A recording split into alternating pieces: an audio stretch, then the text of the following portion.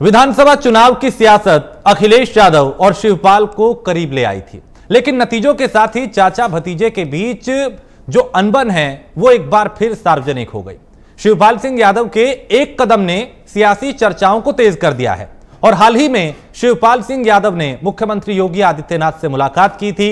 इसके बाद शिवपाल के बीजेपी में जाने की चर्चाएं शुरू हो गई और अब शिवपाल सिंह ने ट्विटर पे प्रधानमंत्री नरेंद्र मोदी, यूपी के मुख्यमंत्री योगी आदित्यनाथ और पूर्व deputy CM doctor Dinesh Sharma को फॉलो किया है। ऐसे में कई तरह के कयास लगाए जाने लगे हैं। आज इसी पे चर्चा करेंगे कि आखिर शिवपाल यादव जो रास्ता तलाश रहे हैं वो रास्ता क्या होने वाला है।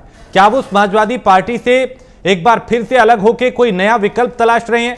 बीजेपी से जो नजदीकियां उनकी बढ़ रही हैं, ये क्या संकेत है? चूंकि अभी हाल ही में कुछ दिन पहले उप मुख्यमंत्री केशव प्रसाद मौर्य उन्होंने साफ शब्दों में कहा था कि बीजेपी में अभी कोई वैकेंसी खाली नहीं है, कोई वैकेंसी नहीं है। उसके बाद ये विराम लगने का संभावनाएं जताई जा रही थी कि वो बीजेपी में नहीं जाएंगे, लेकिन आज जब उन्होंने बीजेपी के कद्दावर नेताओं को ट्विटर पे फॉलो किया तो इसका मतलब यह है कि अंदर कुछ तो पक रहा है, जिसकी भनक धीरे धीरे और रुक रुक के बाहर आने लगी है और कई तरह के जो संभावनाएं हैं वो भी दिखाई देने लगी हैं। तो शिवपाल ने बीजेपी से नजदीकी बढ़ने के संकेत एक बार फिर दे दिए हैं और प्रधानमंत्री मोदी, मुख्यमंत्री योगी आदित्यनाथ, दिनेश शर्मा को उन्होंने फॉलो किया है। इसके अलावा सीएम योगी से मुलाकात कर चुके हैं शिवपाल यादव और उस मुलाकात के बाद भी कई तरह की संभावनाएं थी। सूत्रों का दावा है कि बीजेपी के संपर्क में है शिवपाल यादव। तो शिवपाल ने बीजेपी से नजदीकी बढ़ने के संकेत दिए हैं और हम समझेंगे आज की चर्चा में कि आखिर शिवपाल अगर अखिलेश यादव से अलग होते हैं, समाजवादी पार्टी का साथ छोड़ते हैं, तो समाजवादी पार्टी के लिए क्या नफा नुकसान है? अगर वो बीजेपी में जाते हैं तो बीजेपी को क्या फायदा नुकसान है और बीजेपी की क्या रणनीति रहने वाली है? तो हमारे साथ इस वक्त दो मेहमान जुड़ चुके हैं, दो अब से कुछ देर में जुड़ेंगे। हमारे साथ कृष्ण मोहन पांडे हैं, प्रवक्ता है भारतीय जनता पार्टी के, और डीपी यादव है जो कि प्रवक्ता है पीएसपीएल के। आप दोनों का बहुत स्वागत है। सबसे पहले डीपी यादव जी, चल क्या रहा है आखिर? चूंकि देखिए वहां पे उप मुख्यमंत्री ये कहते हैं कि साहब यहां बीजेपी में कोई वैकेंसी नहीं है, लेकिन शिवपाल यादव मुख्यमंत्री से मुलाकात करते हैं, शीर्ष नेताओं से बीजेपी के मुलाकात करते हैं, उसके बाद बाकायदा ट्विटर पे फॉलो कर रहे हैं। क्या कुछ चल रहा है? जरा साफ तौर पे संकेत दे, चूंकि संकेत तो कई तरह के मिल रहे हैं। देखिए राजेश जी, आपने कहा चल क्या रहा है, तो मैं बता दूं स्पष्ट शब्दों में कि सब कुछ सामान्य चल रहा है। जो राजनीति होती है वही राजनीतिक गतिविधियां चल रही है। अभी आपने कहा कि मुख्यमंत्री जी से मुलाकात के बाद, तो चूंकि मुख्यमंत्री उत्तर प्रदेश के 25 करोड़ जनता के मुख्यमंत्री हैं और आदरणीय शिवपाल सिंह यादव इस प्रदेश में कई बार काबीना मंत्री रहे, उन्होंने बहुत महत्वपूर्ण विभागों को संभाला है और उत्तर प्रदेश में उन्होंने किस प्रकार से उत्तर प्रदेश में विकास किया जाए, कैसे उत्तर प्रदेश को और उत्तम प्रदेश बनाया जाए, तमाम उन्होंने चाहे सिंचाई मंत्री रहते हुए, लोक निर्माण मंत्री रहते हुए, सहकारिता मंत्री रहते हुए, राजस्व मंत्री रहते हुए बहुत से ऐतिहासिक काम किए हैं, जिनको अगर उत्तर प्रदेश की वर्तमान भारतीय जनता पार्टी आगे बढ़ाती है तो कहीं न कहीं भारतीय जनता पार्टी सहित उत्तर प्रदेश को बहुत फायदा होगा। आप देखिए, जो बात ट्विटर पर फॉलो करने की है, हाँ। तो ट्विटर पर फॉलो करना एक बस औपचारिकता मात्र है। नहीं, ये देखिए, ये बड़ा सीधा जवाब है। देखिए डीपी यादव जी, आप भी जानते हैं, आप भी सियासत में, हम लोग भी कवर करते हैं, हम भी जानते हैं, ये इतना साधारण नहीं है जितना आप बता रहे हैं कि साहब फॉलो कर लिया। इसके पीछे जरूर कोई कहानी है, इसके पीछे जरूर कोई सियासी समीकरण है। मैं पूरी जिम्मेदारी के साथ शब्दों में कह रहा हूँ, कोई सियासत नहीं है, सिर्फ और सिर्फ। अब देखिए, क्योंकि प्रधानमंत्री पूरे देश के प्रधानमंत्री है ना, वो भाजपा के नेता थोड़ी ना है। तो प्रधानमंत्री को उन्होंने फॉलो किया है, मुख्यमंत्री को उन्होंने फॉलो किया है। जो भी उत्तर प्रदेश में गतिविधियां होंगी, सरकार के लेवल से जो भी योजनाएं आएंगी, बातें आएंगी, उनके जो है विचार आएंगे, तो कहीं ना कहीं उनसे जानकारी मिलेगी। अब हमारे नेता आदरणीय शिवपाल सिंह यादव को भी बहुत से लोग फॉलो करते हैं, उसमें बहुत से बीजेपी के भी लोग हैं। तो ये फॉलो करना, टू वे कम्युनिकेशन रखना बहुत अच्छी बात है। वन वे कम्युनिकेशन नहीं होना चाहिए, संवाद जो है दो तरफा होना चाहिए। जब दो तरफा संवाद होते हैं तो बातें स्पष्ट होती हैं। ठीक है पांडे जी, क्या शिवपाल यादव भारतीय जनता पार्टी में आ रहे? देखिए, जो कुछ भी ये बातें हैं, पहली बात तो मैं बता दूं कि हाइपोथेटिकल एक संभावना और संभावनाओं का कोई अपना सिर पैर नहीं होता है। अगले शिवपाल जी एक संभावित नेता है और उत्तर प्रदेश के जैसे बड़े सूबे के कई बार वो मंत्री रहे हैं और एक महत्वपूर्ण पदों को उन्होंने संभाला है। तो यदि वो भारतीय जनता पार्टी को स्वीकार करते हैं या उनकी विचारधारा से ओतप्रोत होकर कहीं भी यदि उनको अच्छा लगता है तो हमारे लोगों को यदि ट्विटर पर फॉलो करते हैं या उनसे घनिष्ठता बढ़ाते हैं तो इसका कई मतलब नहीं होता भारतीय जनता पार्टी को स्वीकार कर रहे हैं, भारतीय जनता पार्टी में वो आ रहे हैं।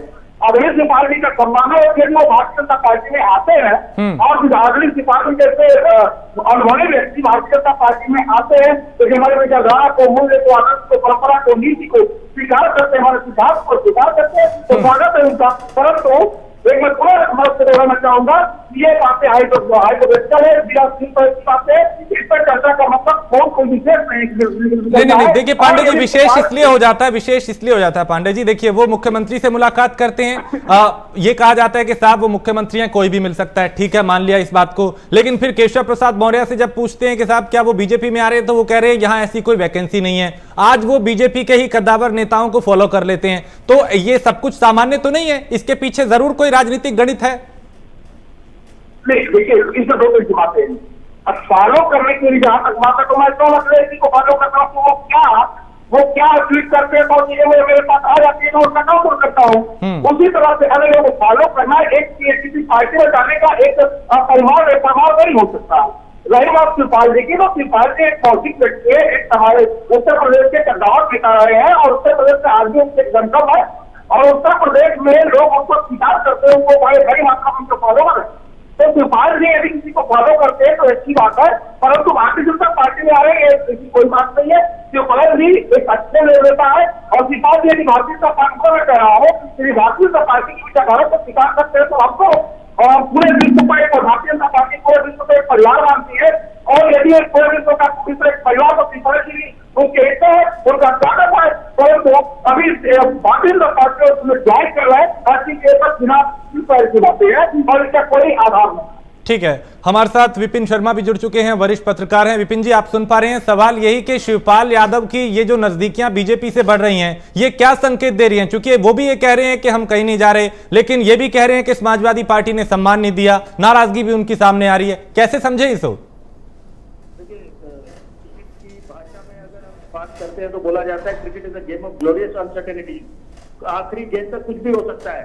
तो राजनीति तो और भी विचित्र है, राजनीति में कुछ भी भविष्यवाणी करना बहुत ही मुश्किल होता है, बहुत ही कठिन होता है। और यहाँ पर ट्रम्प के बारे में खासतौर पर अगर बात करें तो वो तो पहले से ही अनुमान लगाया जा रहा था कि अगर चुनाव के नतीजे सपा के हक में नहीं आते वहां पर एक दूसरे पे ठीकरा फोड़ा जाएगा, नाराजगी होगी और फिर ये तो अटकलें लगाई जा रही थी, अनुमान लगाया जा रहा था, बिल्कुल उसी वही होने जा रहा है इस समय। क्योंकि जो इस समय आप ट्विटर को फॉलो करने की बात करें, प्रधानमंत्री को फॉलो कर रहे हैं, दिनेश शर्मा को कर रहे हैं, मुख्यमंत्री योगी आदित्यनाथ, वो तो फिर भी समझ आता है, लेकिन एक तो है ये परिवर्तन होना और एक तरह एक झुकाव होना, एक सॉफ्ट कॉर्नर बनना, तो अपने आप में बहुत कुछ इसके मायने हैं, दर्शाते हैं ये कि अब यहाँ पर स्थिति बदलने वाली है और ये दूसरी तरफ रुख करने जा रहे हैं। तो खुद ही देखिए, जब तक वो सार्वजनिक तरह से उनकी तरफ से ज्ञात नहीं आएगा तब तक हम लोग को सिर्फ अटकलें लगा सकते हैं। यहाँ पर एक बात तय है कि राज्यसभा की जो बात चल रही है कि अपनी सीट वो नगर की अपने बेटे को वो वहां से वो दे सकते हैं और साथ में खुद राज्यसभा की क्योंकि 11 सीटें हैं वहां पर उत्तर प्रदेश से, तो यहाँ पर उसकी एक बहुत प्रबल संभावना है यहाँ पर कि राजनीति में कोई भी मौका छोड़ना नहीं चाहता। और खासतौर पर एक बड़े वरिष्ठ नेता है शिवपाल यादव और उनका जो योगदान है सपा में वो किसी को बताने की आवश्यकता नहीं है। और जो नाराजगियां चल रही थी और आपस में जो वाद विवाद बने हुए थे, अब बिल्कुल खुल के वो सामने आने वाले और चंद मुझे लगता है कि कुछ समय की बात है ये कि जब बिल्कुल साफ हो जाएगी और यहाँ पर एक सार्वजनिक तरीके से बयान भी आ जाएगा और औपचारिक इसकी घोषणा हो जाएगी कि क्या होने वाला है। क्योंकि अभी जब तक बिल्कुल स्थिति, अभी बैठकों का दौर चल रहा है, अभी जो मिल के आए हैं और फिर अब जो अयोध्या की तरफ जाने की बात करें, रामलला का दर्शन करेंगे, तो ये बिल्कुल अपने आप में एक परिवर्तन इस संसार का नियम है। और यहाँ पर अब जो है ये जल्दी बिल्कुल तस्वीर साफ होने वाली है, शिवपाल यादव किस तरफ जाने वाले हैं। ठीक। डीपी यादव, देखिए एक चीज तो खुल के कही जा रही है कि वो समाजवादी पार्टी में गए लेकिन सम्मान वहां पे नहीं मिला। आप लोग भी ये बोल रहे हैं और आपके प्रवक्ता आपकी पार्टी के पहले भी थे, उन्होंने भी कहा, शिवपाल यादव की ने भी इस तरह की बात को किया है। और जब उनसे पूछा गया, जब उन्होंने अपने सहयोगियों के साथ बैठक की कि आपका अगला कदम क्या होगा, तो उन्होंने कुछ भी कहने से मना किया, लेकिन ये कहा कि सही वक्त पे बताएंगे। यानी विचार वो भी कुछ ना कुछ कर रहे हैं, सोच वो भी रहे हैं। और इस बात का जिक्र भी किया जा रहा है कि समाजवादी पार्टी में सम्मान नहीं मिला, तो जाहिर है जब वहां सम्मान नहीं मिला तो अगला विकल्प कुछ और है। और ये नजदीकियां अगर बीजेपी से बढ़ रही हैं तो शायद रास्ता वही है, संभावनाएं वही हैं। जी निश्चित रूप से 2022 के विधानसभा चुनाव में आदरणीय शिवपाल सिंह यादव जी ने सारी कुर्बानियां दे दी है, सारे त्याग कर दिए, कहीं ना कहीं लोकतंत्र को बचाने के लिए, कहीं ना कहीं संविधान को बचाने के लिए। और उत्तर प्रदेश की जो जनता थी 25 करोड़, उसकी जो है भावनाओं को ध्यान में रखते हुए उन्होंने समाजवादी पार्टी से गठबंधन किया। ये अलग बात है कि हम लोग को एक ही सीट मिली, बाकी हमारे नेतागण बहुत से नाराज हुए, लेकिन सबको कहीं ना कहीं आदरणीय शिवपाल सिंह यादव जी ने मनाया, उनको समझाया बुझाया, तो परिस्थितियां इस अनुकूल नहीं रही। ये सही बात है कि हमको वो सम्मान नहीं मिला और जो परिणाम आया 2022 विधानसभा का वो कहीं ना कहीं अनुकूल भी नहीं रहा। तो हमारे नेता आदरणीय शिवपाल सिंह यादव जी अब ये चाहते हैं कि हमारी जो प्रगतिशील समाजवादी पार्टी है वो उसको एक नए सिरे से जो संगठन है हमारा उसको खड़ा किया जाए और फिर से जो चाहे 2027 का विधानसभा चुनाव आ रहा है या 2024 का लोकसभा का चुनाव आ रहा है, उसको लेकर के तैयारी किस प्रकार से किया जाए, एक प्रभावशाली संगठन हो, कैसे फिर गठबंधन हो पार्टियों से, उस अनुसार जो है एक नया खाका तैयार किया जाए। ठीक है। कृष्ण मोहन पांडे जी, क्या शिवपाल को लेकर भारतीय जनता पार्टी में किसी तरह की कंफ्यूजन है? क्या इसमें भी दो धड़े हैं, जो एक ये चाहता है कि शिवपाल यादव आए, वेलकम है उनका, और एक धड़ा ऐसा है जो नहीं चाहता कि शिवपाल यादव को बीजेपी में लिया जाए? शायद यही वजह है कि उप मुख्यमंत्री केशव प्रसाद मौर्य खुल के ये कहते हैं कि हमारे यहां पे वैकेंसी नहीं है, जब उनसे शिवपाल को लेकर सवाल पूछा गया। और दूसरी तरफ वो पूर्व जो उप मुख्यमंत्री हैं दिनेश शर्मा, उनको फॉलो कर लेते हैं। देखिए क्या है कि भारतीय जनता पार्टी में कोई झगड़ा नहीं। पहले मैं आपको स्पष्ट कर दूं कि भारतीय जनता पार्टी एक परिवार है और सारे लोग एक परिवार के अंतर्गत आते हैं। यहाँ पे पूर्वी धड़ा, पश्चिमी धड़ा, ऊपरी धड़ा, नीचे धड़ा कोई नहीं है।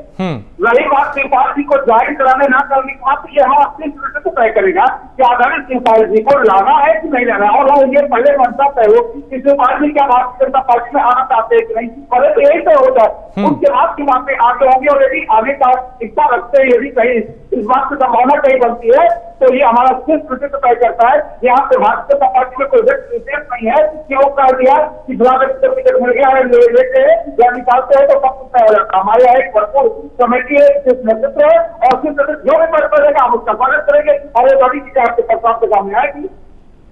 ठीक है। विपिन जी, आप कैसे देखते हैं शिवपाल के भविष्य को लेकर? चूंकि एक तरफ तो ये कहा जा रहा है कि समाजवादी पार्टी में उन्होंने कुर्बानी दी लेकिन उनको सम्मान नहीं मिला, दूसरी तरफ वो लगातार बीजेपी नेताओं के संपर्क में हैं, मुलाकातें कर रहे हैं, उन्हें फॉलो कर रहे हैं, आगे उनका क्या कदम हो सकता है? देखिए, जोश और होश दो बातें होती है। बड़ी अहम बात मैं बोलने जा रहा हूँ क्योंकि अगर हम राहुल गांधी की बात करें तो वो अक्सर बोला करते हैं कि युवाओं को तवज्जो मिलनी चाहिए, लेकिन वो महज बातों में रह जाता है, अमल नहीं होता उस पर। तो यहाँ पर जो एक आम आदमी है, जनता जनार्दन जो होती है, वो चीजें चाहती है, ऐसा नेता जो सुलझा हुआ हो, पॉलिटिकल मैच्योरिटी हो और साथ में युवा भी हो। तो यहाँ पर अगर आप शिवपाल यादव की बात करें, अब चलिए वो युवा तो रहे नहीं लेकिन उनमें पॉलिटिकल मैच्योरिटी है, तो यहाँ पर बिल्कुल निश्चित बात है उनका स्वागत होगा। और यहाँ पर दरवाजे खुले रखते हैं जितने राजनीतिक दल हैं, नेता हैं, कि यहाँ पर कोई भी देखिए किसी भी तरह की आप संभावना को नकार नहीं सकते। तो यहाँ पर अब जो ये संभावना बन रही, क्योंकि संकल्प क्या लिया था मुख्यमंत्री योगी आदित्यनाथ ने, उन्होंने खुद माना था कि चुनौतियों का भरमार है, बेशुमार है और यहाँ पर उत्तर प्रदेश को उत्तम प्रदेश बनाना है। तो यहाँ पर आप टीम को अगर अपनी एक बढ़िया टीम बनाते हैं, एक बढ़िया टीम का गठन होता है, तो उससे निश्चित बात है राह आसान होगी, क्योंकि ये समझना पड़ेगा कि यहाँ पर रिपोर्ट कार्ड के आधार पे फैसले होंगे। और ये सेमीफाइनल मैच था जो 2022 का ये जो चुनाव हुआ है, अभी संपन्न हुआ, जिससे नतीजे आए, नए सरकार का गठन हुआ, डबल इंजन की सरकार है, तो यहाँ पर बड़ी अपेक्षाएं हैं लोगों की। तो यहाँ पर और 2024 में बहुत बड़ी बात है, क्योंकि मुखी वो अलग अलग अपनी रणनीति लेके आगे चलना चाह रहे हैं। केसीआर की बात करें, वो ममता बनर्जी की बात करें, तो यहाँ पर भाजपा एनडीए कोई भी कसर नहीं छोड़ना चाहेगी। अगर उनको दिखता है कोई नेता उनकी तरफ आना चाहते हैं तो उनको निश्चित बात है उनको अच्छा स्वागत उनका होगा और उनको कोई भी ये नहीं चाहेगा कि एक मौका छोड़े। राजनीति में कोई मौका नहीं छोड़ना चाहता। और यहाँ पर ये आपस की नाराजगियां थी वो तो जग जाहिर थी, सबको पता था इस बारे में कि यहाँ पर ये चाचा भतीजे में ठीक नहीं चल रहा। और वो सबको ये भी एक बात अनुमान लगाई जा रही थी चुनावों के पहले कि अगर नतीजे नहीं आएंगे तो ठीकरा फोड़ा जाएगा यहाँ पर एक दूसरे पर। तो वही हुआ है। उनको जब बैठक में बुलाया नहीं गया, जितने नए विधायक चुन के आए उस मीटिंग में बुलाया नहीं गया, उसके बाद उनको नजरअंदाज करा गया। तो ये अपने आप में ये स्थिति बन रही थी, उस तरफ जा रही थी स्थिति की अब ये नाराज हो जाएंगे और औपचारिक तरीके से ये लोगों के सामने आएगा। और अभी देखिए बिल्कुल सार्वजनिक हो रहा है ये सामने अभी बस एक सार्वजनिक बयान आना बाकी है कि औपचारिक तरीके से इस बात की घोषणा हो। लेकिन विपिन जी, अखिलेश यादव की रणनीति आपको क्या लगता है? देखिए चुनाव में वो परिवार को एकजुट करने में कामयाब रहे, पार्टियों विपक्ष को एकजुट करने में कामयाब रहे, कई छोटे दलों के साथ उन्होंने गठबंधन किया, लेकिन अब चुनाव के बाद जब नतीजे वैसे नहीं आई जैसे उम्मीद थी तो फिर दरारें दिखाई देने लगी हैं। तो 2024 की तैयारी कैसे होगी? एक तरफ तो बीजेपी है जो अभी से लग गई, दूसरी तरफ विपक्ष बिखरा हुआ। बहुत आपका सवाल बहुत अहमियत रखता है, मैं बिल्कुल इसमें प्रशंसा करूंगा आपकी। बहुत बढ़िया सवाल आपने पूछा है। देखिए यहाँ पर तुलना करनी पड़ेगी। दो युवा, समझने वाले सब समझ जाएंगे मैं क्या इशारा कर रहा हूं। दो युवा निकले थे विकास की तस्वीर दिखाने कुछ समय पहले चुनावी मैदान में। तो क्या हुआ था, तारों के जंजाल में खुद ही जाके वो उसमें आ गए थे। तो यहाँ पर ये समझना पड़ेगा युवाओं का जोश बिल्कुल उसका जनता स्वागत करती है, लेकिन साथ में पॉलिटिकल मैच्योरिटी भी कोई चीज होती है।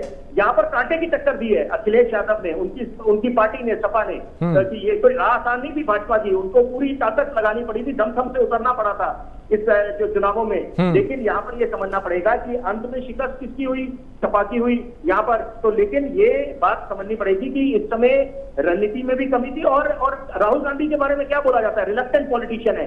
तो यहाँ पर वही बात है जो पहले खबरें आ रही थी कि चुनाव उनकी बुकिंग हो रही है लंदन की, वो कितनी सही थी कितनी गलती वो तो देखिए ये खुद ही नेता बता पाएंगे। लेकिन यहाँ पर ये बात समझनी पड़ेगी कि जब तक आप पूरे तन मन धन से आप मैदान में नहीं उतरते तो आपको जीत नहीं मिल सकती। क्योंकि यहाँ पर आपको समझना पड़ेगा कि इस समय प्रधानमंत्री मोदी के सामने कोई विकल्प नहीं है। और यही सबसे बड़ी बात है कि यही सबसे बड़ी बात है कि जो विपक्ष को कमजोर करती है। एक तरफ हम कहते हैं कि लोकतंत्र को मजबूत होना चाहिए, वो मजबूत कब होगा जब हमारा विपक्ष मजबूत होगा। लेकिन यहाँ पर विपक्ष अलग अलग धड़ों में दिखाई दे रहा है। और तो यहाँ पर अभी राष्ट्रीय स्तर पे आप खुद बताएं कौन विपक्ष में खड़ा है इस समय।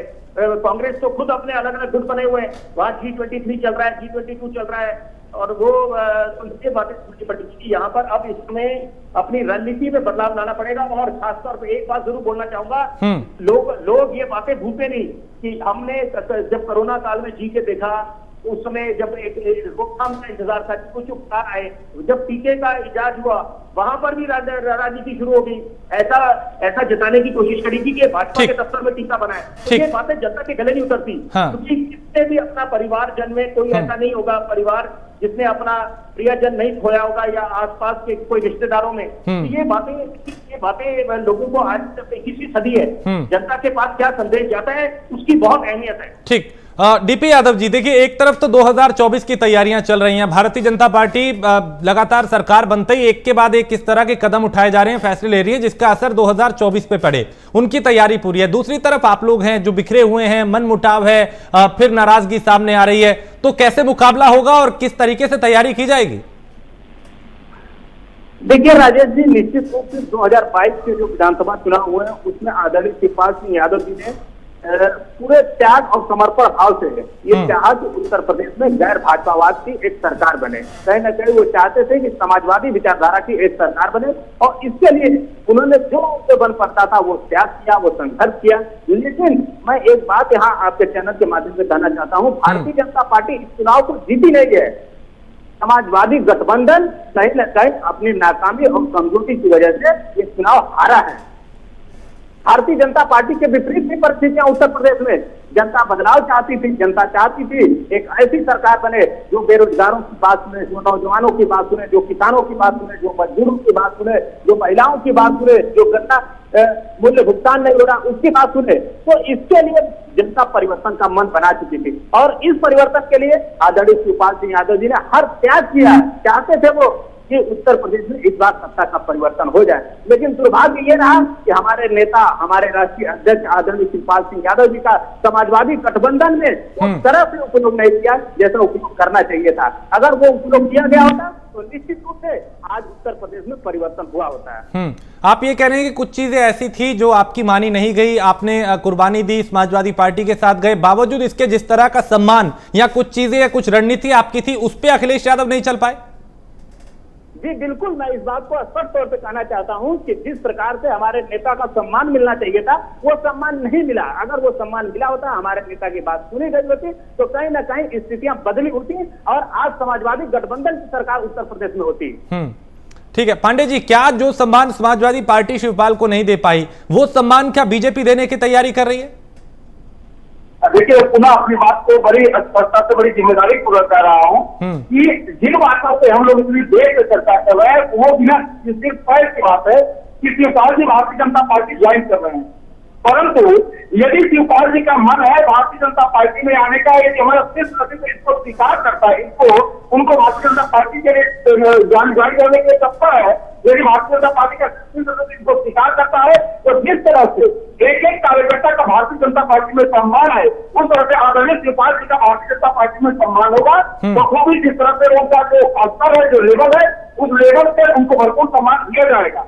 पुनः मैं इस बात को दोहराता हूँ और बड़ी जिम्मेदारी को और दोबारा कह रहा हूँ कि ये सारी की सारी बातें बिना पेश रहती है, क्योंकि किसी को पीछे से फॉलो कर लेने मात्र से कोई किसी पार्टी को ड्राइव नहीं कर लेता। जैसे मैंने अपना उदाहरण दिया कि मैं आदरणीय अखिलेश जी को फॉलो करता हूँ, उसके पीछे कारण ये है कि आदरणीय अखिलेश जी क्या लिखते हैं, नहीं देखिए मैं काउंटर कर सकता हूँ। वो एक अलग विषय है पांडे जी, लेकिन देखिए राजनीति में ना संकेत ही बहुत ठीक पांडे जी, वो एक अलग विषय है कि आप किसे फॉलो कर रहे हैं, चलिए ठीक है, व्यक्तिगत हो सकता है, लेकिन जब एक बड़ा नेता विपक्ष के कुछ नेताओं को एक ही दिन में फॉलो करता है, वो भी तब जब मनमुटाव अपनी पार्टी में चल रहा हो, गठबंधन में चल रहा हो, तो सवाल उठते हैं। अब वो ये संकेत दे रहे हैं कि उनकी जो नजदीकियां हैं वो बीजेपी से बढ़ रही हैं, मुलाकातों के बाद, सोशल मीडिया के जरिए भी, और संकेत राजनीति में बहुत कुछ मायने रखते हैं, बहुत कुछ बता देते हैं। अच्छी बात है, वो एक औपचारिकता हो सकती है, मैं तुम्हारा एक औपचारिकता मानता हूँ। और ये यदि शिवपाल जी को कह रहा हूँ, शिवपाल जी यदि भारतीय जनता पार्टी ज्वाइन करना चाहते हैं तो हमारा सिर्फ नेतृत्व का काम है, सिर्फ नेतृत्व इससे जो फैसला लगा उससे आगे बढ़ेगी और वो सारी चीजें हम सबके बीच में होगी। ठीक है विपिन जी, उत्तर प्रदेश की राजनीति पर इसका क्या असर होगा अगर शिवपाल यादव समाजवादी पार्टी का साथ छोड़ के बीजेपी में जाते हैं, जैसा कि संकेत साफ साफ वो खुद दे रहे हैं? देखिए, ऐसा है कि कई विकल्प है इस समय शिवपाल यादव के सामने कि पहले तो कि वो जसवंत नगर सीट छोड़कर अपने बेटे को उपचुनाव लड़ाए यहाँ से आदित्य यादव को, कि आदित्य यादव को टिकट देने से मना कर दिया था अखिलेश यादव ने, उनको नहीं मौका मिला, उनका चयन नहीं हुआ। और दूसरा कि राज्यसभा के रास्ते को भाजपा उनको मौका दे दे राज्यसभा में। तीसरी बात ये भी है कि वो आजमगढ़ की लोकसभा सीट से उपचुनाव लड़ सकते हैं, क्योंकि यहाँ पर ये आजमगढ़ की सीट अखिलेश यादव ने यहाँ से इस्तीफा दिया है तो वो खाली है। और देखिए ये बातें, ये सारे विकल्प है इस समय की जो शिवपाल यादव के सामने है। यहाँ पर अभी एक बात समझनी पड़ेगी कि इस समय अगर वो भाजपा में शामिल होते हैं तो एक अच्छा संदेश भी जाएगा। यहाँ पर पहले बोला जाता था कि नहीं, भाजपा से कई सहयोगी दल दूर रहते हैं, खासतौर पर किसान आंदोलन के बाद जब शिरोमणि अकाली दल गठबंधन से बाहर निकले थे, तो यहाँ पर ये बात समझनी पड़ेगी कि अब दोबारा और फिर किसान आंदोलन अपने जब चरम उसमें था तो वहां पर ये बोला जाता था सुपरा साफ हो जाएगा यहाँ पर भाजपा का उत्तर प्रदेश से, तो लेकिन यहाँ पर विपरीत हुआ इसके। और यहाँ पर अब उस चीज को बल मिलेगा अगर शिवपाल यादव आते हैं, तो उससे दोनों को फायदा होगा। शिवपाल यादव का भी कद बढ़ेगा यहाँ पर अगर वो भाजपा में शामिल होते हैं, और साथ में भाजपा को भी फायदा होगा क्योंकि 2024 का चुनाव है जिसपे सबकी निगाहें हैं, और यहाँ पर वो फाइनल मैच होगा क्योंकि बहुत कुछ निर्भर करता है। और यहाँ पर रिपोर्ट कार्ड के आधार पे सब चीजें जनता अपना फैसला बनाएगी, क्योंकि ये कहना आपको अभी स्पष्ट बहुमत मिल गया 2022 के चुनाव में, 2017 के चुनाव में प्रचंड बहुमत जनता ने दिया था उत्तर प्रदेश की जनता ने भाजपा को। तो यहाँ पर अब यहाँ पर काम के आधार पे होगा, क्योंकि एक नया ट्रेंड उभर के आया है कि जब लोगों ने जाति धर्म से ऊपर उठकर विकास को तवज्जो दी है और विकास की अपेक्षा है। और ये बात समझनी पड़ेगी कि जब नामांकन की बारी आई थी और उम्मीदवारों का चयन करना था, चुनावों की तारीखों की घोषणा हुई थी, तो वहां पर जब स्वामी प्रसाद मौर्य दूसरी तरफ रुके थे, वो बातें उस मामले ने काफी तूल पकड़ा था तो ऐसा प्रतीत ऐसा जताने की कोशिश करी थी कि अब भाजपा से कई लोग उनके वरिष्ठ नेता नाराज हैं, लेकिन समय बदलते नहीं लगती। यहाँ पर आज स्थिति तो उल्टी है कि यहाँ पर अब कितने नेता, हमने अपर्णा यादव को देखा, अपर्णा यादव भाजपा में शामिल हो गई, अब शिवपाल यादव की बात चल रही है इस समय। तो यहाँ पर अब परिवर्तन ही सरकार का नियम है और यहाँ पर अब सारी निगाहें होंगी कि कब एक औपचारिक घोषणा होती है। कुछ समय में बिल्कुल तस्वीर साफ होने वाली है, क्योंकि यहाँ पर ये जिसे अंग्रेजी में कहते हैं there is no smoke without fire, उनके कुछ ना कुछ सूत्रों के आधार पर जो स्थिति सामने दिखाई दे रही है उसके आधार पे ही ये अनुमान लगाया जा रहा है कि all is not well with in SP, with in Samajwadi party. ठीक है, यहाँ पे डीपी यादव जी, देखिए आप सम्मान की बात कर रहे हैं कि नेताजी को सम्मान यहाँ पे समाजवादी पार्टी ने नहीं दिया, लेकिन अगर वही सम्मान बीजेपी उनको देती है तो क्या वो बीजेपी ज्वाइन करेंगे? देखिए, मैंने आपको स्पष्ट बता दिया, आदरणीय शिवपाल सिंह यादव जी के पास राजनीति का 4 दशकों का अनुभव है। उन्होंने लगभग 4 दशक तक उत्तर प्रदेश की राजनीति, जमीनी राजनीति को जो समझा है, उत्तर प्रदेश के भौगोलिक स्थिति हो, आर्थिक स्थिति हो, सामाजिक स्थिति हो, वो पूरी तरह से परिचित है। चाहे आप गाजियाबाद से लेकर के गाजीपुर, गोरखपुर, कहीं के बारे में उनसे जानकारी लीजिए, वो उनके उंगलियों पर सारे रिकॉर्ड बिल्कुल याद रहते हैं उनको, वो बताते हैं। तो कहीं ना कहीं इनके अनुभव जो है वो जिस प्रकार से समाजवादी पार्टी में ये पिछले कई सरकारें जो बनी उसमें सक्रिय भूमिका इन्होंने निभाई थी, समाजवादी पार्टी की जो सरकार बनती थी उसमें इनकी एक सकारात्मक भूमिका रहती थी। तो आप अगर गठबंधन जो है इनका भरपूर उपयोग किया होता तो इस समय समाजवादी गठबंधन की सरकार रखती। तो दुर्भाग्य कहिए या गलतफहमी करिए, ओवर कॉन्फिडेंस कहिए समाजवादी गठबंधन का, उन्होंने इस तरह का नहीं किया और आज नतीजे सबके सामने हैं। देखिए, पहला लक्ष्य हमारे नेता का ये है कि हमारी प्रगतिशील समाजवादी किस प्रकार से उत्तर प्रदेश में मजबूत हो और एक विकल्प के रूप में उभरे, जिससे भी गठबंधन करना है। आगे हमारे नेता जो भी निर्णय लेंगे हम लोग उनके साथ हैं और जिस प्रकार से अगर हमारी पार्टी बहुत अच्छी स्थिति में रहेगी तभी हम लोग अच्छी तरह से एक मजबूत विकल्प के रूप में उभरेंगे। ठीक है, यहाँ पे किस तरीके से पांडे जी, अगर एक चीज मैं ये भी जानना चाहता हूं, क्या एक ये भी संभावना जताई जा रही है, सवाल उठ रहे हैं, सूत्र ये भी कह रहे हैं कि शिवपाल यादव को या तो राज्यसभा बीजेपी भेज सकती है या फिर आजमगढ़ से जो उपचुनाव होना है वहां पे लोकसभा चुनाव लड़वा सकती है।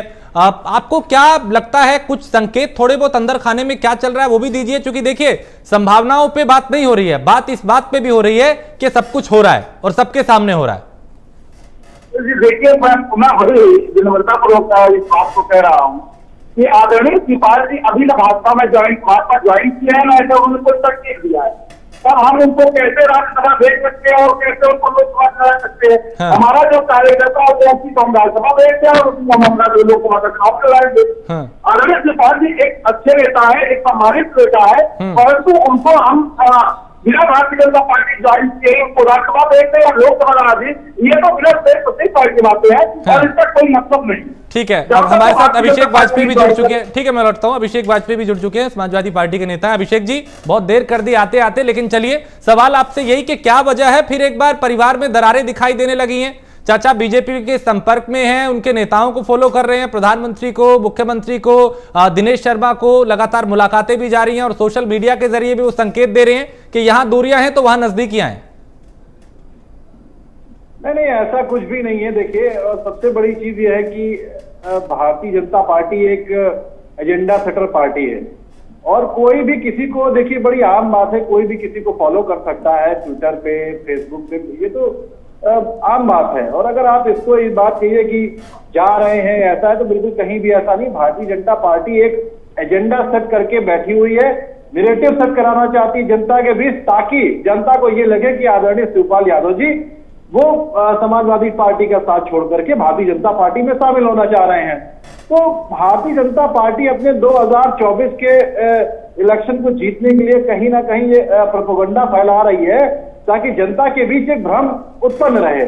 और जैसा कि आप जानते हैं, देखिए उन्होंने देश से उन्होंने शपथ लिया विधायक का, और बाकायदा आपने देखा कि जो आम तौर पे होता ही है कि एक प्रदेश के मुख्यमंत्री से मिलने के लिए विधायक जाता ही है, तो इसमें कोई बड़ी बात नहीं है। लेकिन यह है कि आदरणीय शिवपाल यादव जी वो हम समाजवादी पार्टी के साथ है और कहीं भी इसमें कोई दो राय नहीं है। आने वाले कुछ दिनों में आपको इसकी आपको दिख भी जाएगा कि कैसे कैसे क्या है। लेकिन अभिषेक, एक बात तो माननी पड़ेगी कि सब कुछ ठीक नहीं चल रहा। देखिए, समाजवादी पार्टी की बैठक होती है, उन्हें नहीं बुलाया जाता, तब भी वो नाराजगी जाहिर करते हैं। उसके बाद आप सहयोगी दलों की बैठक करते हैं, वो उसमें नहीं पहुंचते, वो इटावा चले जाते हैं, तब भी वो संकेत देते हैं। उसके बाद बीजेपी नेताओं से मुलाकात होती है, उसके बाद बीजेपी नेताओं को फॉलो करते हैं, संपर्क में है वो बीजेपी में। अगर ये सब कुछ साधारण होता, सब कुछ परिवार में या पार्टी में ठीक होता, तब अगर वो फॉलो करते या मुलाकात करते तो उसे सामान्य माना जाता। लेकिन उधर नाराजगी, इधर नजदीकी, तो कुछ तो है। नहीं, देखिए राजेश जी, आप अपनी जगह पे ही हो, आपका सोचना हो सकता है, लेकिन अगर आप देखिए तो क्या चुनाव के पहले क्या भारतीय जनता पार्टी के लोगों से मुलाकात नहीं होती थी, या फिर समाजवादी पार्टी के बहुत सारे लोगों की मुलाकात होती है? तो ये कोई मसला नहीं है, देखिए ये कोई मुद्दा नहीं है। लेकिन ये जरूर है कि मुलाकात हो रही है, तो हो सकता है कि कोई बात हो, लेकिन ये चीज की आदरणीय शिवपाल यादव जी वो भारतीय जनता पार्टी में जा रहे, कहीं भी ऐसा कुछ नहीं। वो भारतीय जनता पार्टी का एक एजेंडा सेट कर रखा है कि इस तरीके से समाजवादी पार्टी के कार्यकर्ताओं का, समाजवादी पार्टी के जितने भी जुड़े हुए सहयोगी दल है, उनका हौसला तो होना चाहती, लेकिन कहीं भी ऐसा कुछ होने वाला नहीं है। विपिन जी, क्या ये इतनी बात साधारण है जितना अभिषेक बोल रहे? ये ऐसा नहीं है, जैसे मैंने कहा, मैं उसी बात को दोहराऊंगा, ऑल इज नॉट वेल। भले ये आश्वस्त करें, मैं बिल्कुल सम्मान करता हूं इनके विचारों का, इन्होंने जो अपनी बात रखी है, यही लोकतंत्र की खूबसूरती है। लेकिन यहाँ पर ये बात समझनी पड़ेगी कि कई विकल्पों को हमने जिक्र करा इस समय, कि क्या क्या विकल्प है इस समय शिवपाल यादव के पास, कि अपने बेटे को वो विधानसभा के रास्ते वो उपचुनाव लड़ाएं जसवंत नगर सीट से, और साथ में खुद विधान परिषद के रास्ते वो भाजपा समर्थन से पहुंच जाए।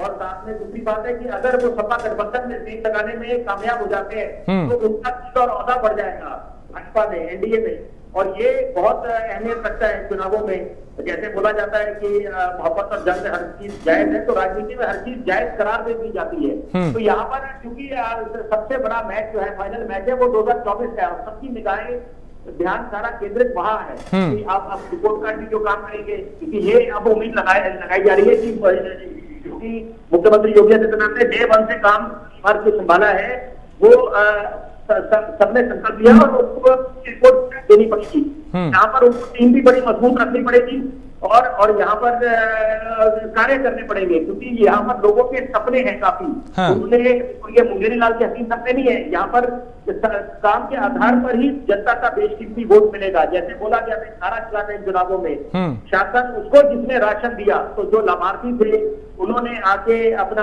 बेशकीमती वोट दिया मुख्यमंत्री योगी को। और खासतौर पर महिलाओं की भूमिका अत्यंत प्रशंसनीय रही है, क्योंकि उन्होंने जो बढ़ चढ़ कर इस चुनावों में भाजपा को और योगी आदित्यनाथ को समर्थन दिया है, तो अब एक दायित्व उनके कंधों पर है कि वो कुछ करके दिखाएं। तो यहाँ पर टीम भी चाहिए और काम भी करने पड़ेंगे, दोनों चीजों की अपनी अहमियत है। तो यहाँ पर टीम जो मजबूत करने की बात कर रहे हैं, तो वहां पर क्योंकि विपक्ष में कमी नहीं है, विपक्ष कोई कसर नहीं छोड़ना चाहेगा। और पहले भी 2019 के चुनाव में गठबंधन, महागठबंधन का ऐलान हुआ था, वो अलग बात है कि क्या उसके परिणाम वो भी सबके सामने है। बुआ भतीजा एक साथ आगे थे एक मंच पर। तो यहाँ पर अब 2024 में विपक्ष बनाम मोदी अगर होगा, तो यहाँ पर उत्तर प्रदेश की 24 करोड़ की जो आवाम है उनकी बहुत अहमियत है, और यहाँ पर कोई कसर नहीं छोड़ना चाहेगी भाजपा और उनके सहयोगी दल अपनी रणनीति में रहे, या कोई ऐसे कोई सेम लगा पाए उनकी टीम में। ठीक, कृष्ण मोहन जी, देखिए अभिषेक ये कह रहे हैं कि बीजेपी का एक एजेंडा सेट है कि विपक्ष को कमजोर करो, उनके जो मजबूत नेता है उनको तोड़ो, और अगर शिवपाल यादव को लेकर इस तरह की चर्चाएं हो रही हैं तो उसमें भी आप लोगों की कोई रणनीति है? देखिए, मैं अपने मित्र समाजवादी मित्र अभिषेक जी को बता देना चाहता हूँ कि भारतीय जनता पार्टी एजेंडा में इफेक्ट करती है। भारतीय जनता पार्टी 24 घंटा कार्यकर्ताओं की पार्टी और 24 घंटा जनता के बीच में जाकर काम करने वाली पार्टी है। सेवा ही संगठन ऐसा प्रदेश बनाकर चलते हैं जो सेवा कर सकता है, तो जनता के मूलभूत आवश्यकताओं को समझ सकता है, उससे जो मानवाधिकार, जो उसके अधिकार है, जन अधिकार है, उस अधिकार को दिला सकता है और गरिमापूर्ण जीवन जो जनता को दे सकता है, ऐसे परिदृश्य के साथ जो कार्य करता है वो भारतीय जनता पार्टी का कार्यकर्ता है। और भारतीय जनता पार्टी 24 घंटा देश के, प्रदेश के नागरिकों की दलित पिछड़े और दलित उनके हितों की रक्षा के लिए, उनके संवर्धन के लिए, उनके संस्कृत मूल्य आदर्श परंपरा के संरक्षण के लिए, उनके जीवन जीने के साधन उत्पन्न कराने के लिए और बेहतर तरीके से जीवन ढंग से जिए, इसके लिए कार्य करती है। तो भारतीय जनता पार्टी से लोगों का ये जो कार्य करने की पद्धति है, इससे उत्तर प्रदेश की जनता और देश की जनता का श्रेय मिलता है।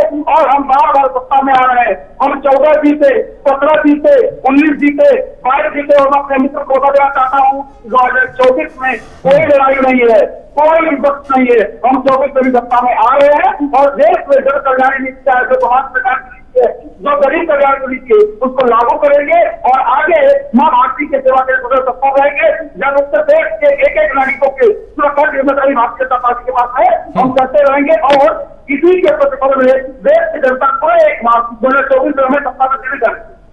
ठीक है। डीपी यादव, देखिए अब समाजवादी पार्टी के प्रवक्ता भी हैं, वो कह रहे हैं कि कहीं नहीं जा रहे नेताजी, लेकिन आप कह रहे हैं कि देखिए सम्मान नहीं मिल रहा। वो कौन सा सम्मान है जो अखिलेश यादव ने उनको नहीं दिया? एक चीज ये मैं जानना चाहता हूं, और दूसरा ये कि क्या जिन ताकतों के खिलाफ चुनाव लड़ा, सांप्रदायिक ताकतों को लेकर वो हमेशा बयानबाजी करते रहे कि उनके खिलाफ हम चुनाव लड़ेंगे, उसको सीधे तौर पे उनका निशाना बीजेपी पर ही था।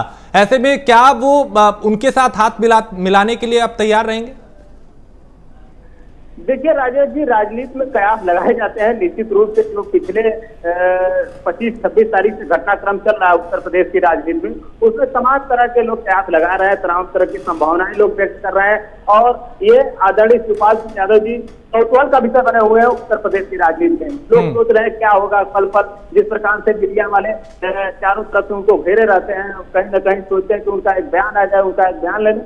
इससे परे जाकर के आदरणीय शिवपाल सिंह यादव जी, आज मैं बताऊं, देखिए जब आमतौर पर राजनेता दोपहर में आराम करते हैं लगभग 2, 2:30, 3 बजे के, आदरणीय शिवपाल सिंह यादव जी पार्टी कार्यालय में बैठे हुए थे। सभी जो उनके नेता थे प्रदेश के विभिन्न कोने कोने से आए हुए थे, उनसे मिल रहे थे। और कहीं ना कहीं जो परिणाम उत्तर प्रदेश का जो विधानसभा का चुनाव का रहा है वो अनुकूल नहीं रहा, तो लोगों के अंदर एक तरह से निराशा की भावना भी थी। तो लोगों को आश्वस्त कर रहे थे कि परेशान मत होइए, पार्टी को फिर से नए सिरे से खड़ा किया जाएगा और जो प्रगतिशील समाजवादी पार्टी है वो एक विकल्प के रूप में उभरेगी। जहां तक आपने बात की सम्मान की, तो आप देखिए पूरा प्रदेश जान रहा है, हर कोई देख रहा है कि किस प्रकार से आदरणीय शिवपाल सिंह यादव जी को जो सम्मान मिलना चाहिए, जो बातें कहीं ना कहीं उनके अनुभव का उपयोग करना चाहिए था, उनको 2, 4 साल, 5 साल का अनुभव नहीं है, उनको उत्तर प्रदेश की राजनीति का 4 दशकों का अनुभव है।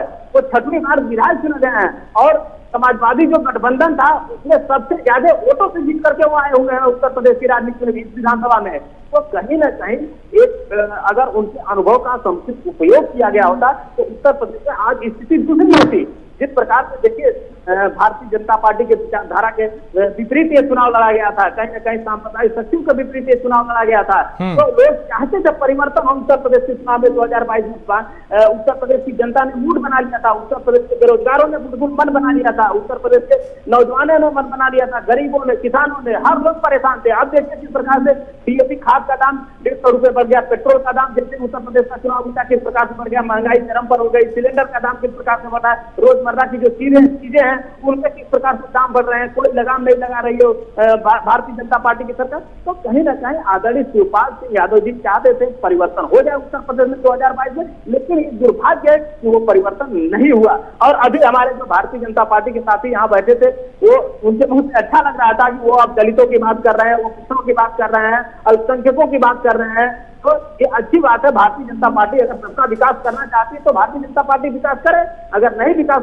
करती है भारतीय जनता पार्टी तो उस हिसाब से संघर्ष किया जाएगा, लोगों की बातों को कहीं ना कहीं सरकार तक पहुंचाया जाएगा, हमारे नेता आदरणीय शिवपाल सिंह यादव जी के नेतृत्व में।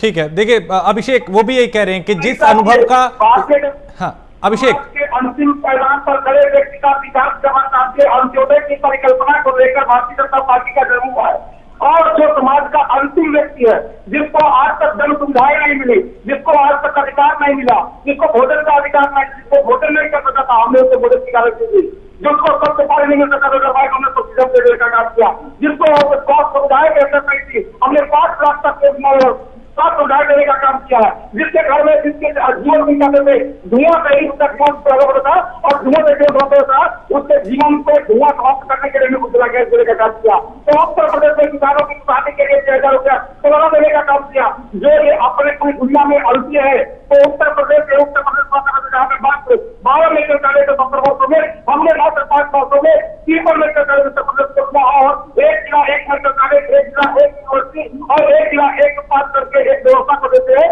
जिससे पूरा उत्तर प्रदेश एक विकास परिवार में एक व्यक्ति को रोजगार देने की परिकल्पना किसी ने की है तो भारतीय जनता पार्टी ने की है। उत्तर प्रदेश में जहाँ पे मात्र आपके 5 साल की सरकार में 40% संख्या बढ़ी थी, भारतीय जनता पार्टी की सरकार में मुझे की कोरोना 3 साल में हमने 16,913 किलोमीटर संख्या बनाया।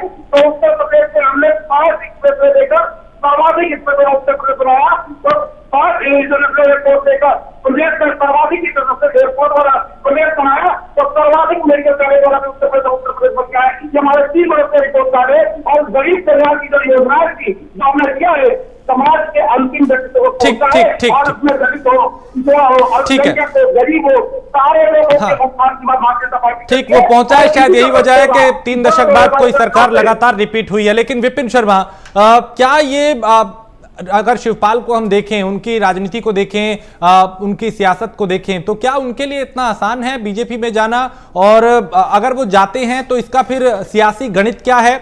और एक चीज और मैं आपसे जानना चाहूंगा कि उनका अगला कदम क्या हो सकता है इन सारी संभावनाओं के बाद, इन संकेतों के बाद?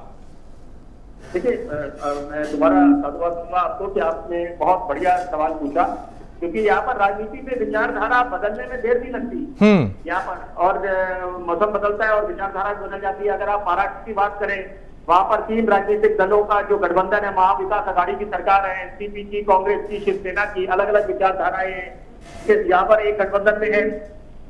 तो इसी तरह से अगर शिवपाल यादव भाजपा में शामिल हो जाते हैं तो उसमें किसी को अचरज नहीं होना चाहिए। यहाँ पर जितिन प्रसाद भी आए हैं, उससे पहले हिमंता बिस्वा शर्मा भी भाजपा में आए हैं, आज असम के मुख्यमंत्री हैं ज्योतिरादित्य सिंधिया भी आए हैं कांग्रेस से। तो यहाँ पर तो कोई भी संभावना बन सकती है यहाँ पर राजनीति में खास तौर पे। और यहाँ पर ये बात समझनी पड़ेगी कि जो अटकलें लगाई जा रही थी कि बोलते थे कि मोदी और योगी के बीच में सब कुछ ठीक नहीं चल रहा, या प्रधानमंत्री मोदी और आरएसएस में, तो सारी अटकलों को हमेशा की विराम लग गई है।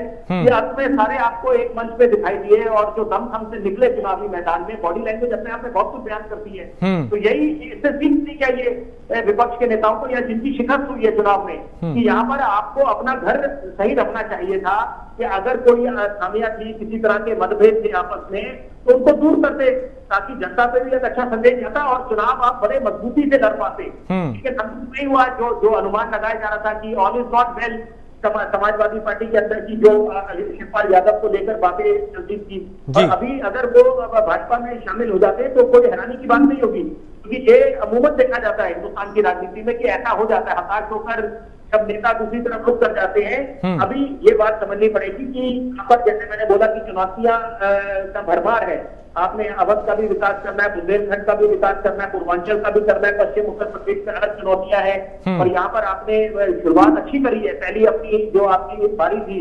2017 से लेकर 2022 में आपने दंगों पे भी तेल कसी गई थी। अगर आप तुलना करें 2012 से लेकर 2017 में कितने दंगे हुए, तो यहाँ पर ये बात है एक्सप्रेस वे, अब मेट्रो, एयरपोर्ट, ये जो विकास के कार्य शुरू हो गए हैं, जिसकी नींव रख दी गई है, अब आपको चश्मा लगाने की आवश्यकता नहीं, दिखते हैं वो। और यही एक उम्मीद एक आम आदमी लगाता है कि जब आप चुनावी मैदान में उतरते हैं, और खासतौर पे अगर भाजपा के संकल्प पत्र की बात करें कि लोक कल्याण संकल्प पत्र जो था, तो वहां पर अब उससे काम में बिल्कुल जुट गए हैं यहाँ पर डे 1 से। और यही आधार बनता है अंत में, जब चुनाव आते हैं, लोकतंत्र का महापर्व आता है, तो वहां पर जनता इसी को आधार मानकर अपना बेशकीमती वोट डालती है। हाँ। यहाँ पर जो विकास हुआ है, अरे एक बड़ी जरूरी बात मैं जरूर बोलना चाहूंगा कि यहाँ पर देखिए जो नारा है प्रधानमंत्री का कि सबका साथ, सबका विकास, सबका विश्वास, सबका प्रयास, तो यहाँ पर तो बड़ी अच्छी पहल करी मुख्यमंत्री योगी आदित्यनाथ ने कि जब मदरसों को हाईटेक करने की बात करी, एक हाथ में कुरान एक हाथ में कंप्यूटर, कितनी अच्छी सोच है कि आप उसको इंटीग्रेट कर रहे हैं, मेन स्ट्रीम में लेके आ रहे हैं, सबका विकास हो रहा है। और यहाँ पर जो लाभार्थी थे उसमें तो कोई किसी तरह का भेदभाव नहीं हुआ, धर्म के आधार पर, जाति के आधार पर। तो यही बातें हैं कि यहाँ पर इससे एक अच्छी नजीर पेश हुई, अच्छी मिसाल कायम हुई, और यही इसी का नतीजा है कि आज जो ये परिणाम आए हैं जो चुनावों में, तो वो बिल्कुल दूध का दूध पानी का पानी हुआ कि जनता ने उसको चुना है जिसने राशन दिया, छात्र उसको मिला, और साथ में जो इनकी लाभार्थी योजनाएं थी, और सबसे बड़ी बात है सरकार की जो महत्वाकांक्षी योजना है केंद्र सरकार की, make in India, digital India, skill India, उस पर अमल होना शुरू हो गया है। और आपको जो इन्वेस्टर समिट मुख्यमंत्री योगी आदित्यनाथ ने कराए, तो अब और कोटा से, खासतौर पर लॉकडाउन की जब घोषणा हुई थी, कोटा से बच्चों को बुलाने की जो पहल करी थी सबसे पहले पूरे देश में, उत्तर प्रदेश का राज्य था, मुख्यमंत्री योगी आदित्यनाथ ने कोटा से बच्चों को बुलाया था उत्तर प्रदेश के। तो ये जनता ने इन्हीं बातों को मद्देनजर रखते हुए अपना बेशकीमती वोट डाला है। ठीक, अभिषेक, अगर सब कुछ ठीक है समाजवादी पार्टी में या सहयोगियों के साथ या परिवार में, तो फिर अखिलेश यादव और शिवपाल यादव एक साथ आके क्यों नहीं इन खबरों को खंडन कर देते कि साहब ऐसा कुछ नहीं है, कहीं जाने की कोई संभावना नहीं है, सिर्फ ये बेवजह की बातों को बनाया जा रहा है। अगर ऐसा है, चूंकि बेवजह की नहीं है इसीलिए चर्चाएं हो रही हैं, इसीलिए सवाल पूछे जा रहे हैं, और अगर यही हाल रहा तो 2024 की तैयारी कैसे होगी अभिषेक? देखिए राजेश जी, अभी हमारे बड़े भाई विपिन जी ने बड़ी अच्छी बात कही कि पहले लोग कयास लगा रहे थे कि मुख्यमंत्री योगी आदित्यनाथ और प्रधानमंत्री जी के बीच सब कुछ ठीक नहीं चल रहा, लेकिन उसके बाद सब कुछ ठीक दिखने लगा। तो देखिए, लोगों का काम है कयास लगाना और जल्द ही उनपे विराम भी लग जाएगा। लेकिन जहां तक आपका प्रश्न है कि वो आ करके क्यों नहीं इस पे विराम लगा देते, जल्दी आपको दिखेगा, जल्दी आप आ करके स्टेटमेंट भी आपको मिलेंगे और आप सब लोगों के ऊपर जितने भी इस टाइप की डिबेट चल रही है वो बाकायदा उन पर पूर्ण विराम लग जाएगा। विपिन जी का अपना सोचना है, उनका अपना नजरिया है, वो बिल्कुल स्वतंत्र है किसी भी चीज को कहने के लिए, वरिष्ठ पत्रकार है और मैंने बहुत सारी चीजें उनसे सीखता भी हूँ। लेकिन हर आदमी का एक एंगल होता है, विपिन जी जिस एंगल पे सोच रहे हैं बिल्कुल उनका अपना, क्योंकि इन्होंने बहुत सारी सत्ताएं देखी हुई है, बहुत सारी चीजें देखी हुई है, तो उस एंगल पे सोचना एक है। लेकिन मैं आपको पुनः यकीन दिला सकता हूं कि आदरणीय अखिलेश यादव जी और आदरणीय शिवपाल यादव जी के बीच में किसी भी प्रकार का मतभेद भी नहीं है, ना ही मनभेद है। और आने वाले दिनों में आपको इस बात की पता भी पता चल जाएगा कि क्या क्या चीजें हैं और दोनों लोग आगे बढ़कर के समाजवादी विचारधारा को आगे बढ़ाएंगे। देखिए अभिषेक, आप प्रधानमंत्री और मुख्यमंत्री की जिस बात का आप जिक्र कर रहे हैं कि चुनाव से पहले ऐसे भी संभावनाएं थी कि उनमें ठीक नहीं चल रहा, फिर प्रधानमंत्री ने उनके बाकायदा कंधे पे हाथ रख के वो उनके साथ दिखाई दिए थे और एक संदेश दिया था कि हम एक हैं, सब कुछ ठीक है। तो हम उम्मीद करें कि इस तरह की कोई तस्वीर चाचा भतीजा की भी आएगी? आप तस्वीर की बात कर रहे हैं, जल्दी स्टेटमेंट आएंगे, आप निश्चित रहिए। ठीक, पांडे जी, अगर शिवपाल यादव बीजेपी में आते हैं तो क्या भारतीय जनता पार्टी के दरवाजे खुले उनके लिए? देखिए, मैं पुनः अपनी बात को कह रहा हूँ कि भारतीय जनता पार्टी एक संगठनात्मक पार्टी, सिद्धांत की पार्टी है, यहाँ कार्यकर्ताओं की पार्टी है। जो भारतीय जनता पार्टी के सिद्धांत को, विचार को, संगठन को स्वीकार करता है, जो हमारे मूल्य आदर्श परंपरा को स्वीकार करता है, भारतीय जनता पार्टी की संस्कृति को स्वीकार करने के लिए यदि तैयार है तो इसके लिए हमारा शीर्ष नेतृत्व उस पर विचार करेगा और यदि शीर्ष नेतृत्व उनको पार्टी मिलना चाहता है तो उनका स्वागत। ठीक, विपिन जी, एक चीज मैं ये जानना चाहूंगा, ये जो नाराजगी आई है चाचा शिवपाल की, ये नाराजगी के पीछे की क्या सियासी गणित है इसके पीछे? और दूसरा ये कि अखिलेश यादव की ये कोशिश होगी कि उनको ना कहीं भी जाने दिया जाए, उनको साथ ही रखा जाए और आगे की तैयारी की जाए? जी, इसके बारे में भी कहा जा सकता था कि यहाँ पर जब स्थिति बन रही थी, बार बार आपको खबरें मीडिया में सबको जानकारी मिली थी कि यहाँ पर ज्योतिरादित्य सिंधिया दूसरी तरफ रुख कर जाएंगे, भाजपा की तरफ चले जाएंगे, लेकिन वहां पर क्या करा कांग्रेस ने क्या रोकने की कोशिश करी? तो लेकिन यहाँ पर वही बात है कि यहाँ पर अब क्योंकि ये कहना भी कितनी होगा कि पानी सर के ऊपर जा चुका है, लेकिन ये बात तय है कि नाराजगी थी, यहाँ पर नाराजगी थी, शिवपाल यादव नहीं थे, आपस में कोई ना कोई बात का कारण था। देखिए, हर एक घर में होते हैं, तो यहाँ पर ये कहना कि राजनीतिक दल में नहीं हो सकते, तो ये भाजपा में भी हो सकता है। सिर्फ फर्क ये है कि कई बार आप बात को अच्छे तरीके से, घर की बात घर में रह जाती है, कई बार जब वो घर के बाहर निकल जाती है तो वो सुर्खियां बटुकती है। तो यहाँ पर अभी ये बात है कि जब उसको विधायक दल की बैठक में नहीं बुलाया गया, आमंत्रित नहीं करा गया, वो नाराजगी, उसके पीछे क्या कारण है, उसका दिक्कत है। एक तरफ चुनावी मैदान में पूरी मान सम्मान मिल रहा था, भतीजा चाचा को सम्मान दे रहे थे और आपस में बॉडी लैंग्वेज बहुत कुछ बयान कर रहे थे, लेकिन उसके बाद जब परिणाम आते हैं तो यहाँ पर इस तरह से आप आमंत्रित करते हैं। और उसके पहले जसवंत नगर की उन्होंने, उसके पहले जब उनके बेटे को, शिवपाल यादव के बेटे को टिकट नहीं मिलती, तो ये देखिए वो फिर घड़ा बढ़ता रहा। तो और यहाँ पर फिर ये कहना गलत नहीं होगा कि यहाँ पर दरारें भी बढ़ी और यहाँ पर डिफरेंसेस जिसके फलस्वरूप की आज ये बात आ गई है कि आज मीडिया इस बात क्या कर रही है कि यहाँ पर जल्द ही स्थिति बदलने वाली है और शिवपाल यादव भाजपा की तरफ रुख करने वाले हैं। अभिषेक, आप कुछ कह रहे हैं? जी मैं माफी चाहता हूँ क्योंकि मुझे दूसरे चैनल पे भी जाना है। मैं छोटी सी एक बात कहूंगा कि आने वाले दिनों में बाकायदा आप देखोगे कि बहुत बढ़िया स्टेटमेंट भी आएगा और जितनी भी इस टाइप की डिबेटें चल रही हैं उन सब पे पूर्ण रूप से विराम भी लगता है। ठीक है अभिषेक जी, आपको जी आपको जाना है। बिल्कुल, आपने जो हम कहा उसका हम भी इंतजार कर रहे हैं कि जो स्थिति बनी हुई है वो साफ हो। लेकिन विपिन जी, क्या ये उम्मीद की जा सकती है, जिस तरीके से कहा जा रहा है कि बहुत जल्द ही ये तस्वीर साफ हो जाए कि या तो वो उधर या इधर? निश्चित बात है। देखिए, ये मामला ज्यादा लटकने वाला नहीं है और अभी जो माननीय प्रवक्ता बोल रहे थे यहाँ पर, तो मैं बिल्कुल उनकी बात का सम्मान करूंगा। यहाँ पर लोकतंत्र के लिए तो अच्छी बात है कि यहाँ पर अगर सारे आपस में जो मतभेद है कि आपस में डिफरेंसेस सॉर्ट आउट हो जाते हैं तो अच्छी बात है। इससे अच्छी क्या बात हो सकती है सपा के लिए। और यहाँ पर लेकिन देखिए कुछ ना कुछ बातें उठ रही है ऐसी और तभी आज इस पर चर्चा हो रही है। लेकिन यहाँ पर देखिए नाराजगी है, वो बात तय है, उस पर कोई दो राय नहीं है यहाँ पर कि नाराजगी है, क्योंकि कोई ना कोई तो कारण था कि जब इनको विधायक दल की बैठक में नहीं बुलाया गया। या तो वो स्थिति साफ करें, स्पष्ट करें और करें किस पे बयान जारी हो कि क्या कारण था, कि उनको क्या कारण हो गया, इनको नहीं बुलाया गया या ये नहीं आए, जो भी बात है तो जनता को पूरा हक है कि आप जाने। और मीडिया को खासतौर पे चौथा स्तंभ है कि उनको जानने का हक है कि क्या कारण रहा कि भाई इनको नहीं बुलाया गया। जब चुनावी मैदान में सब साथ उतरे, चाचा भतीजा साथ उतरे और एक साथ चुनाव लड़े हैं, तो अब एकाएक जब चुनाव के परिणाम आते हैं उसके बाद विधायक दल की बैठक होती है तो वहां पर क्यों नहीं इनको बुलाया गया? क्या ये खुद अपनी मर्जी से नहीं गए या कोई और कारण था? तो वो स्थिति साफ करनी चाहिए। इसी के आधार पर आज हम लोग चर्चा कर रहे हैं और ये बात निकल पड़ी है यहाँ पर कि यहाँ पर ऑल इज नॉट वेल। ठीक है, डीपी यादव फोन पे हमारे साथ। डीपी यादव जी, क्या जल्द सब कुछ सामान्य होगा या सब कुछ एकदम बदल जाएगा?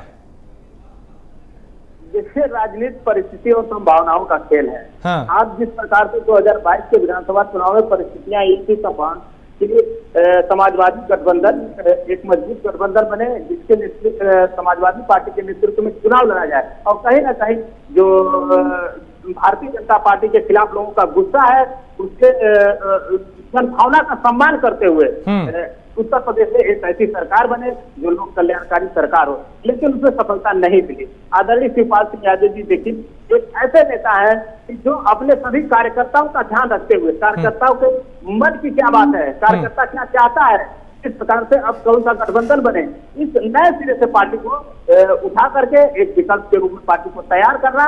आगे चुनौतियां बहुत है। देखिए आगे 2024 का लोकसभा चुनाव आ रहा है, उसके बाद 2027 का विधानसभा चुनाव है।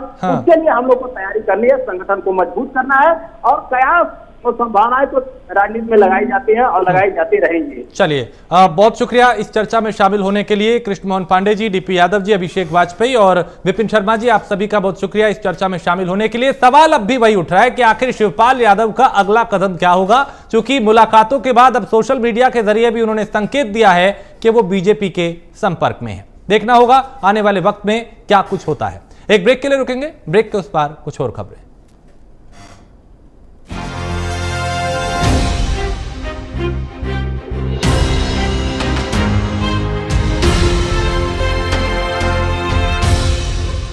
ये है प्राइम न्यूज, क्योंकि सच जरूरी है। हाल ही में सरकार ने यह दावा किया है हर घर नल, घरों के अंदर अब नल के द्वारा पानी पहुंचने लगा है। इच्छा ज़्यादा है वहाँ काम थोड़ा ज़्यादा हुआ है और जहाँ इच्छा थोड़ा कम है वहाँ थोड़ा कम हुआ है। मनरेगा को लेकर ये कहा गया आपकी सरकार मजाक उड़ा रही थी, उसी मनरेगा के द्वारा गरीबों को आर्थिक फायदा पहुँचा है।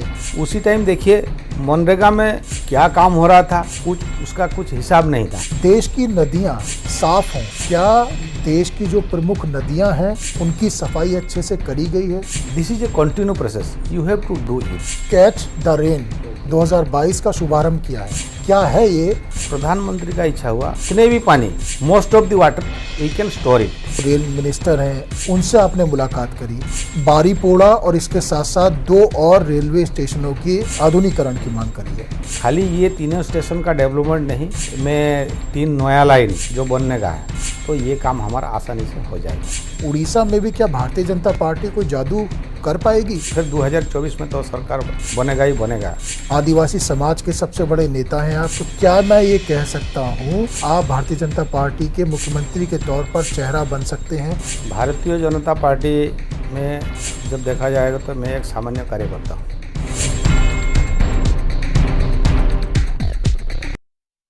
रूप मंत्रा आयुर्वेदिक फेस वॉश, इसमें है क्यूकम्बर के प्योर एक्सट्रैक्ट्स जो नेचुरली चेहरे को मॉइस्चराइज रखे। ये कोई कॉस्मेटिक नहीं, आयुर्वेदिक औषधि है। सर्वोकॉन 25 सालों के भरोसे के साथ भारत के सबसे बड़े सर्वो वोल्टेज स्टेबलाइजर निर्माता। सर्वोकॉन रखे सब कंट्रोल में। खबरों का हर अपडेट प्राइम न्यूज पहुंचाएगा आप तक। हर अपडेट से जुड़े रहने के लिए डाउनलोड करिए प्राइम न्यूज लाइव ऐप, क्योंकि सच जरूरी है। अपनाएं आयुर्वेदिक रूप मंत्रा, इसमें है क्यूकम्बर के प्योर एक्सट्रैक्ट्स जो नेचुरली चेहरे को मॉइस्चराइज रखे, ताकि पिंपल्स और डेड स्किन जैसी प्रॉब्लम से मिले रिलीफ। रूप मंत्रा आयुर्वेदिक फेस वॉश, ये कोई कॉस्मेटिक नहीं, आयुर्वेदिक औषधि है। हर खबर से अपडेट रहने के लिए अभी डाउनलोड करें प्राइम न्यूज लाइव ऐप, क्योंकि सच जरूरी है। सर्वोकॉन 25 सालों के भरोसे के साथ भारत के सबसे बड़े सर्वो वोल्टेज स्टेबलाइजर निर्माता। सर्वोकॉन रखे सब कंट्रोल में।